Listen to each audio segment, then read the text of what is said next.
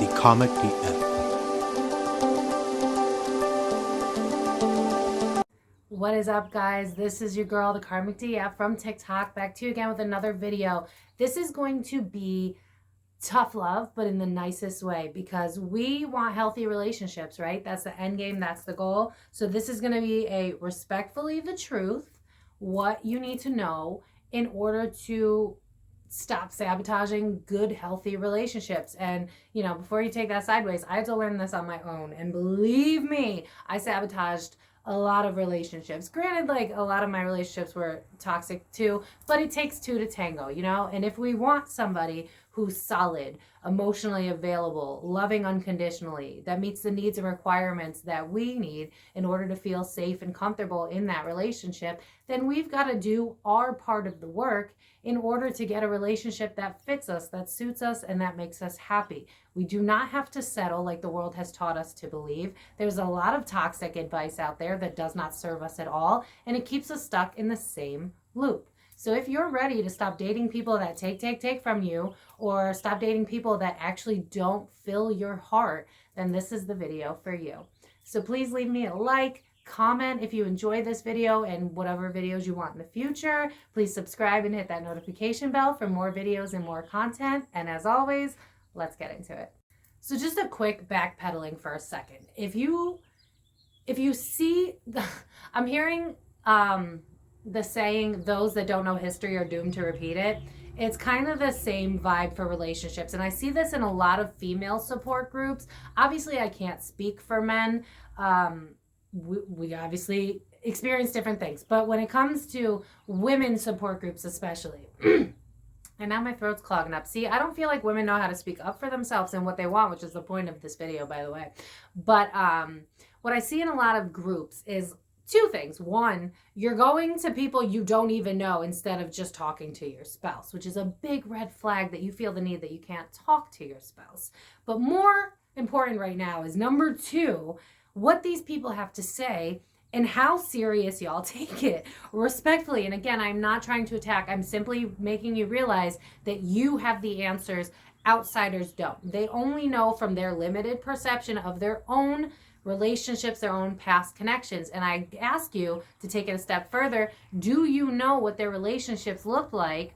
And would you have wanted those relationships? Because if the answer is no, which more often than not it is, then why are you asking advice from anyone other than yourself that is fully immersed in that relationship?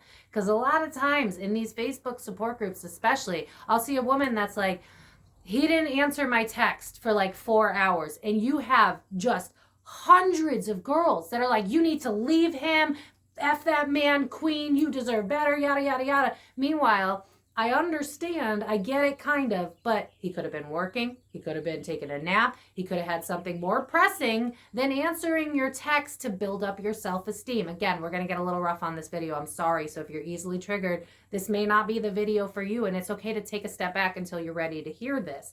But a lot of times, we like to blame everyone else for our problems instead of going within, because this is one that's very common where it's like, my man, or, you know, switch the roles if you feel this way, but, you know, genders are different. It's okay. It doesn't matter. I'm talking about energy and relationships.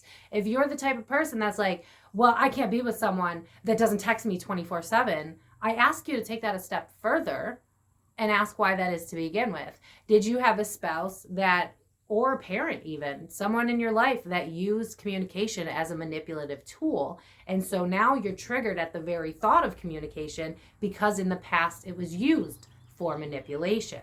A lot of times things can be as easy as, I was busy, I was at work, I was asleep. But you have these groups, large groups of females that are supporting and helping one another, but that support has become F all men or F all relationships. We're going to be strong on our own. And that's coming from a place of trauma. It's not coming from a place of freedom, of ascension within oneself, of feeling like you can take on the world alone. Because I have gotten to a place where I knew I didn't need a relationship because I was filled within myself. And that is not the behavior that I would have given off. I would have said exactly what I'm saying to you right now. Did you communicate with your partner? Did you ask them, why they didn't talk to you for 4 hours. Maybe they don't realize that it's a trigger for you and you haven't vocalized that it is a trigger. So now you have this miscommunication because you expect this man or whoever to read your mind, and that's not possible. And so you have to see the irony here of how we project on our own wounds and then create a self-fulfilling prophecy that we never wanted to begin with. The only way to have a healthy relationship is to start speaking your truth in a healthy way where you're not attacking, so that there is room to talk about these things. What does trigger you that you need to heal, and then own that it's on you and not somebody else. If you're in a relationship and your spouse feels good about themselves and they like to take pictures where they feel good about themselves, but they respect and love you, and you go up in the inbox and you're like, how dare you take pictures of yourself? You know you're going to be hit on, yada, yada, yada. That's your trigger that you need to work on. I didn't mean to be so aggressive with the pointing, but that is your trigger that you need to work on. That is not your spouse's responsibility because you're worried. And again, I'm being like brought to like the old version of me because I used to be like this. So again, I'm not coming at you from like, I know better. I'm coming at you from like, I've done this and screwed up good things. I don't want you to do what I did. So this is why I'm telling you. A lot of times we have this wound, right, where I was cheated on by a lot of people. And if I wasn't cheated on, then they were emotionally avoidant, emotionally available. They always had their foot in, but also one foot out. And I know a lot of women can resonate with this. So I'm sorry if I'm pandering a little bit more to women than men, but it's based more on the energies, guys. But in reality, when you have all that trauma and you've never worked on it and you're like hopping from relationship to relationship and you haven't healed it, it's not your partner's responsibility to fix it for you. They should not have to die down who they are fundamentally because it bothers you. When you get that trigger, when you get that ding, ding, ding in your brain and your heart, whatever, that fear that comes up, if it's fear that's coming up instead of intuition, then respectfully, that's a you problem. Because that's coming up for you to heal, not for you to project onto your spouse because they're showing you a part of yourself that needs to be healed. That is something that's more of an opportunity than a time to attack something that could essentially be really good and healthy for you. The question is, how do we attract a healthy relationship, right? Well, number one, the obvious one that everybody hates to hear, but it's true, you have to learn to be happy alone. Because again, if you don't learn how to do that, you're going to keep attracting codependency and trauma bonds and toxic relationships that'll keep mirroring the same wounds to you. And just to let you know, because I know this is going to be a bummer, but when you do eventually attract a healthy relationship, you're going to still be triggered as well. So be prepared for that, except now you will have the tools to not project it onto your spouse. Now, so what we do, we first decide that we're not going to tolerate less than we deserve. That's the first step. We go, okay, I deserve better than I've been settling for. I'm done.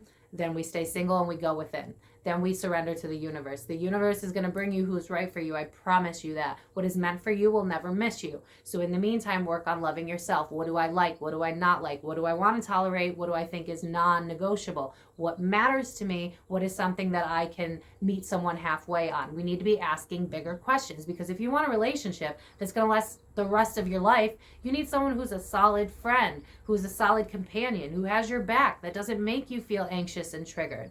Someone who, you know, when all the honeymoon phase wears off, you still want to be around them because they light up your soul.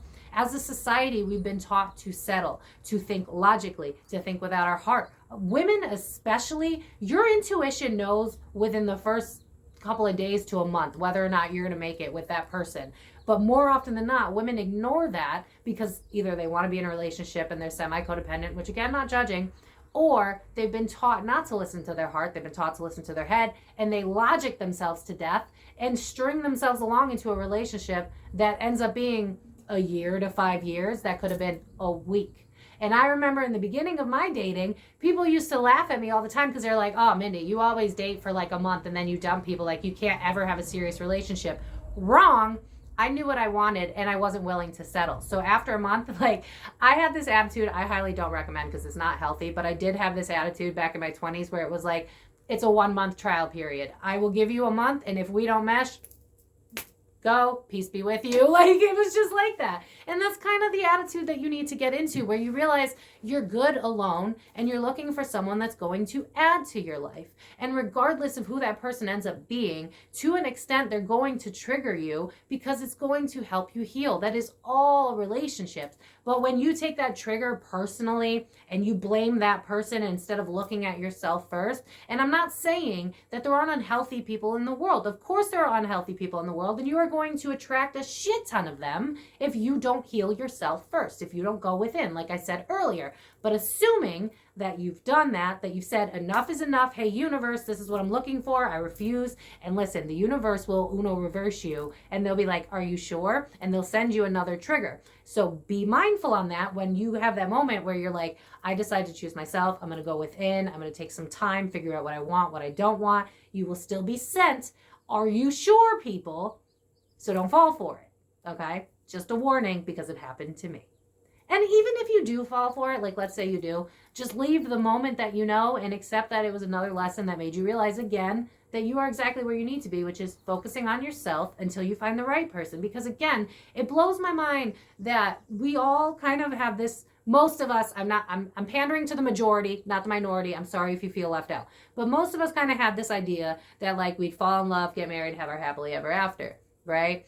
And people are still doing that, except they're not acknowledging the trauma that they've had from other, whether it be parents and then going into relationships.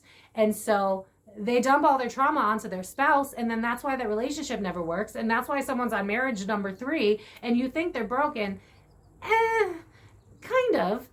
I wouldn't say broken. It's more, we don't know how to be on our own. We have always been taught that we're not perfect the way that we are, and so we feel like we need outsiders in order to validate us, which is why you see all these support groups that end up screwing up good relationships because they assume that all men are bad, or all relationships are bad, or all dynamics are unhealthy, when in reality, the main components that we're missing is communication and putting ourselves in our spouse's shoes. Because more often than not, respectfully, I hate to say this, but I feel like I just need to go in on this video, and I'm seeing angel numbers everywhere, so I feel like Spirit's like, go for it.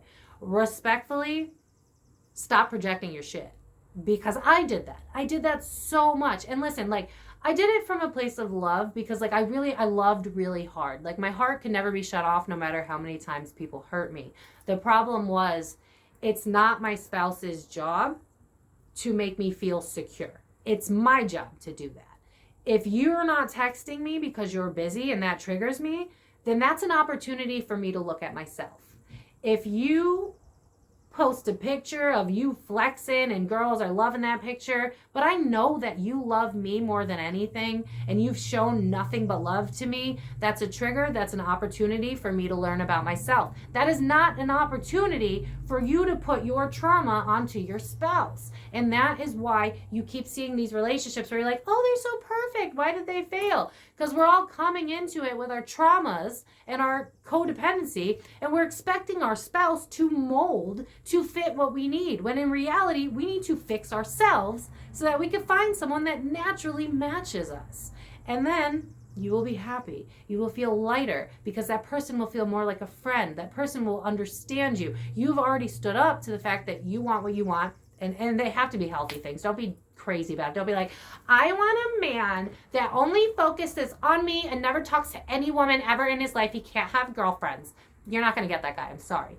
But do you want a healthy guy? Do you want someone who's emotionally available, that's going to put you above all else? And again, switch the genders if you're a man. I'm sorry. I'm coming at this from like what I've been through. And though I have dated both sexes, I know a lot more in terms of how that situation works. And I've seen women that embody masculine energy. So again, it does not matter about the gender. The point is, if you want a successful relationship, it starts with you, with looking at yourself. When something gets triggered, before you go after your spouse, ask yourself, are they truly doing something wrong? Or am I being triggered from someone, a ghost in the past? You know what I mean? Because if your spouse is showing you that they care, if they've shown you with their actions that everything so far has lined up to them being a good person, then just because an old trigger is coming up doesn't mean that all of a sudden they're bad, and that proves that you were right in the self-fulfilling prophecy of this person being a piece of blah, blah, blah. And then you go and you stack up shit. Stop doing that. Stop. Because that's the reason you're not getting the person that you want. That's the reason you're not aligning to a healthy relationship. You can't align to a healthy relationship because you're not healthy yourself. And again, not attacking, because it takes one to know one. You know what I mean? And though I couldn't really understand it, because I always came at relationships with love, I was never a vengeful person. I was never very spiteful. I mean, maybe in like my early 20s when I was a drinker and stuff, but I was never that type. But I was anxiously attached. And so I needed to overdo it in my relationships. I needed to constantly text. I needed constant validation. If you weren't texting me, what are you doing? I need to know your schedule so that I feel, and that's a lot to put on somebody. And looking back, I see that now, because the only person, again, that you have control over is yourself. And the moment that you accept that power is the moment that you realize that you're going to be okay no matter what. But if you embody that, you're not going to keep attracting people that teach you painful lessons. You're going to attract people that teach you lessons to humble you a little bit, if I'm being honest, because it's the remnants of what's left over. And now you have someone who is emotionally available that can work with you. And so you need to take that opportunity to see these triggers as things you need to heal about yourself, not things that you need to project onto your spouse. And even if you are still in a place where you're attracting codependency and stuff like that, I would still ask you to practice these things, because that'll get you out of relationships that you shouldn't be in faster. When you're in a relationship and you didn't realize that you were codependent, or you didn't realize that you were forming trauma bonds because you still had pain, when those triggers occur, you pull yourself away from the situation and you ask, is this coming from something in the past that I have yet to heal that I need to? Is this an opportunity for me? Or are they truly being toxic and this is something I need to address because I deserve better than that? And I'm gonna be honest with you, more often than not, in the very beginning of dating, it's this one. But as we shift and heal, it's usually this one. It's usually us not acknowledging that we have our own shit to heal, and so we're just dumping it onto other people. And it happens on both sides. So don't beat yourself up too much. It takes two, right? You can't be a fully healed person and attract someone that's completely trauma bonded. It doesn't work. They won't. It's like two magnets that just, so, you know, while you're sitting here and you're like, oh my God, I was anxious attachment. You're right. I was too much. Kinda, probably, but also you likely attracted someone that gave zero fucks about you, didn't respect you, didn't prioritize you, probably put you in a situationship if they did give you a relationship. Maybe they cheated on you, or maybe they prioritized their work over you, or maybe they prioritized everything over you. So don't beat yourself up. Again, we attract a mirror of what we need to heal, whether it's a trauma bond so that we can realize we deserve better than what we've been settling for. And for the anxious avoidant that's on the other side, for that person, it's you need to stop sabotaging so that you could get something healthy. And that's the irony that I'm going to end this video with. You can be anxious attachment in the beginning and then realize that you love yourself and you say enough is enough and I'm done. But then you could go to the polar opposite side and end up being avoidant attachment, because it's like the straw that broke the camel's back for you and you're like, enough is enough, I can't do love anymore. So, and I've been there, which is why I feel the need to bring this up, because I see it a lot in those support groups. I'm bringing it back full circle again, where now those women are single, they're giving advice, but they're giving advice from a place of anger, hate towards men, hate towards relationships, hate towards whoever, and those aren't the people you need to be banking your advice on. Go within, stop asking other people, does this feel right to you? And if not, ask yourself, is it coming from a trigger? Is it coming from your intuition saying, hey, listen up, this person's not healthy for you. You have the answers, you're just not used to listening to yourself. So avoid the anxious attachment. Avoid being in this spot. You probably are. If you're in my page, you're either in this or you're getting out of it. It's one or the other. I don't think I would attract people that are avoidant. And if I do, my advice to y'all, again, is to just realize that not all love is dangerous. Let people in. Let people in. But there is that warning again, that if you are the anxious attachment type and you've decided that you do not want unhealthy relationships anymore, which, good, bravo, proud of you, do not be like me, because I'm calling myself out, and go to the polar opposite side where you're like, I don't need no man. I'm going to focus on my career. All men are bad. They all want to hurt me. They all want to take from me, because that was the attitude I was in for a real long time. And guess what? Your girl was single and still attracting F boys. So when you go inward and when you're like, this is how I know to love myself. This is how I know what I need. This is how I know my limitations, whatever it is that makes you who you fundamentally are, and you feel comfortable within yourself, that is the prime opportunity to attract someone who is going to love you the way you love yourself, because we are all mirrors. And if you want someone who's going to love you the way that these movies give off, the happily ever after, you have to give that to yourself first so that you know what it looks like. And then you'll attract it. But if we keep trauma dumping, and if we keep trying to mold people to fit our nervous system, or we keep trying to mold people to fit what it is that we're looking for, when in reality that relationship's probably reached its expiration date, we need to start being honest with ourselves and honest with each other. That is how we get a healthy, surviving, long-lasting relationship with a friendship in it that we all so desperately crave and want. The things that we want out of life, y'all, are the things that take the most effort, the most consistency, the most work, and the longest amount of time. Because it's the things that matter the most, minus relationships, friendships, and moments. Those things, those can't be, you know what I'm saying. But the things that matter the most, say, you know, you're monogamous and you want a marriage, say a career, say a home, all those big things, they take time, consistency, and patience. And if we don't do that same type of love and nurturing to relationships, starting with ourselves, then we're going to keep repeating these cycles until we learn the lesson, and it's going to keep being painful. And I had to reach a point in relationships where I dated this, I wouldn't even call it dating, but I was on this on again, off again with this guy who just did not respect nor appreciate what I had to offer. And that man, looking back, like I'm over it now. Like I appreciate what I learned in it, because I wouldn't be so fierce about loving myself had I not dated someone like him.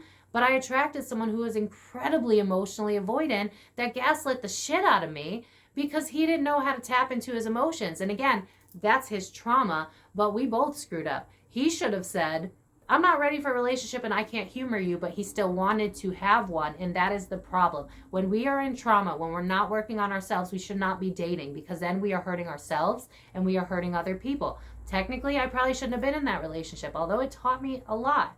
You get to realize that all these relationships are either lessons or blessings, or they're meant for a chapter or meant for a whole life.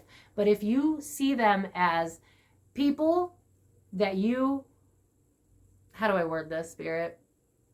When you start seeing people as how they can hurt you, instead of seeing yourself as how strong you are and how you can handle everything around you, that is when you've mastered yourself, and that is when you can begin to master relationships. It starts and ends with you, like all things. If you want a business to thrive, you have to believe in yourself. If you want a relationship to thrive, you have to believe in yourself, and you have to trust your spouse.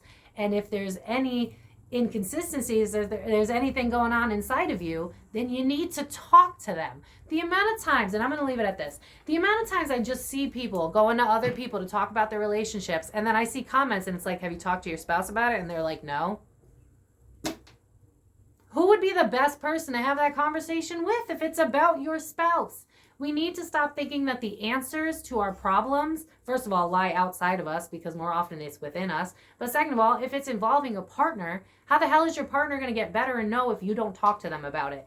And step up, a step further, if you're not fully healed, be prepared for what they have to say and hear it. Because if the trigger that's coming up for you has nothing to do with them and everything to do with a situation from a past relationship that, again, is not you, then that's not your fault, not your responsibility, and they can't force you to fit into a box so that they can handle their trauma better. You know what I'm saying?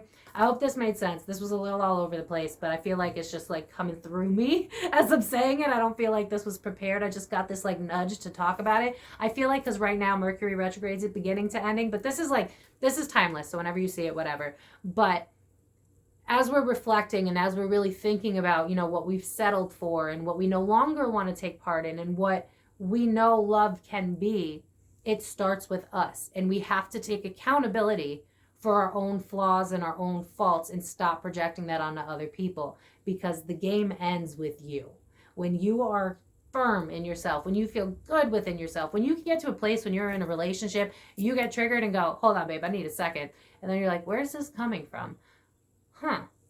Oh yeah, I had an ex that didn't text me for 4 hours, and I found out later on that he was cheating, and that's why this is coming up for me, and it has nothing to do with my spouse. Do you see? When we can take that moment to not stack all of our traumas, but instead remove ourselves from the situation so that we can think clearly without all these fueled emotions, we can usually get to the source and save ourselves a lot of heartache that sometimes we never had to have. Because again, with a lot of these support groups, there's a lot of bad advice out there. Dump your man because he didn't text you after 5 hours.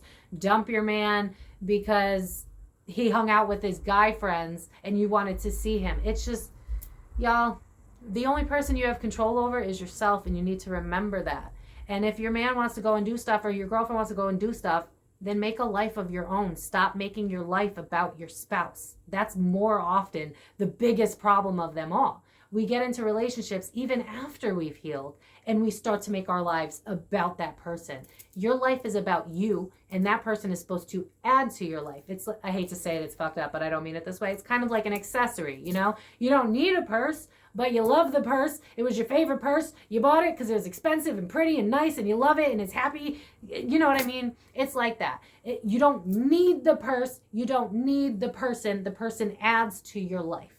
That's the goal. If you are continuously dating people to fill holes within yourself, you're going to project that onto that person, and that person's going to be gone. And you're going to rinse, wash, repeat. You want the healthy relationship? It starts and ends with you. So I'm going to leave it at that. I hope this video was helpful. I know it was a little long-winded, but the way that I see as a collective, especially when I do my readings for my clients, it's just like, if y'all really poured that love into yourselves the way you pour it into other people, those people that are meant for you would naturally gravitate to you, and you would have all of this love being poured into you. But again, it starts and ends with you. So I'm going to leave it at that. I hope you enjoyed this video. Please leave it a like. Oh my God, I can't talk today, Mercury. Stop retrograding. Whew. Please leave this video a like, a comment. Let me know what other type of topics you'd want me to cover. I still do pop culture readings because they're fun. And yeah, have a great morning, afternoon, evening, whenever you're watching this, and I will see you guys again next time.